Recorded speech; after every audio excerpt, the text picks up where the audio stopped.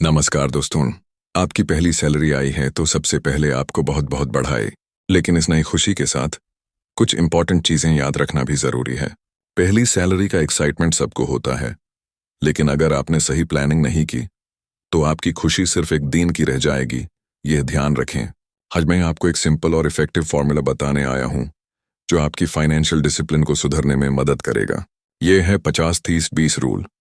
एक ऐसा तरीका जो आपको आपकी इनकम का सही इस्तेमाल करने में मदद करेगा। 50% अपने जरूरी खर्चे, जिसमें रेंट, खाना, बिल्स और ट्रैवल शामिल हैं, पर खर्च करें।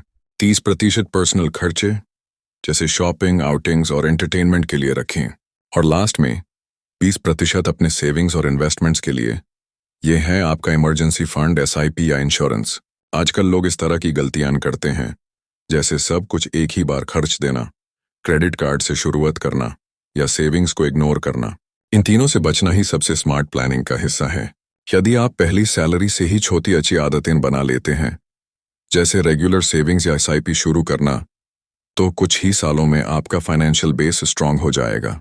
आपका पैसा बढ़ाना मुश्किल नहीं, लेकिन उसको सही जगह इन्वेस्ट करना जरूरी है।